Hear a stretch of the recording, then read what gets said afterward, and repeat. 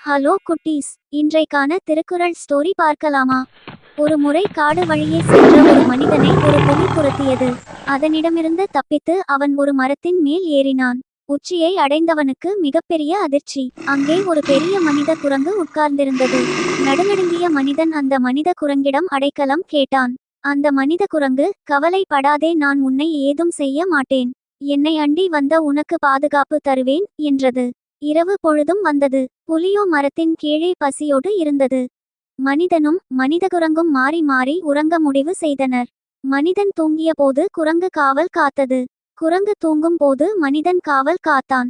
புலி இவர்களை பிரித்தாலன்றி நமக்கு உணவு கிடைக்காது என எண்ணி மனிதனிடம் வஞ்சகமாக, இப்போது மனித குரங்கு தூங்குகிறது, நீ அதை பிடித்து கீழே தள்ளிவிடு. எனக்கு வேண்டியது பசிக்கு இரை, உன்னை விட்டு விடுகிறேன் என்றது. மனித மனம் குரங்கை விட மோசமானது. நாம் தப்பிக்கலாம் என்று தன்னலம் கருதி மனிதன் குரங்கை கீழே தள்ளிவிட்டான். கீழே விழும்போது நடந்ததை புரிந்து கொண்டது குரங்கு. ஆனால் புலியோ, எனக்கு மனித மாமிசம்தான் வேண்டும். உனக்கு மனிதனின் இயல்பை புரிய வைக்கவே இவ்வாறு கூறினேன். இப்போதும் உன்னை விட்டு விடுகிறேன். நீ மேலே சென்று மனிதனை கீழே தள்ளிவிடு, நான் பசியார மனித மாமிசம் உண்டுவிட்டு போய்விடுகிறேன் என்றது. அப்படியே செய்வதாக சொல்லிவிட்டு மரத்தின் மேலே ஏறி வந்த குரங்கு மனிதனின் அருகில் வந்தது. மனிதனோ பயத்தால் நடுங்கினான். மனித குரங்கோ, பயப்படாதே மனிதா, என்னை நம்பி அடைக்கலம் என்று வந்த உன்னை எப்போதும் காப்பேன். புலியிடமிருந்து தப்பிக்கவே நான் உன்னை கீழே தள்ளுவதற்கு ஒப்புக்கொண்டேன்.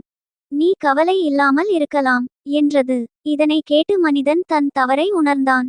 குறள்: இன்னா செய்தாரை ஒருத்தல் அவர்நாண, நன்னயன் செய்து விடல். நமக்கு தீமை செய்தவரை தண்டிக்கும் சிறந்த வழி, அவர் வெட்கப்படும்படி அவருக்கு நன்மையை செய்து அவர் செய்த தீமையையும் நாம் செய்த நன்மையையும் மறந்துவிடுவதே.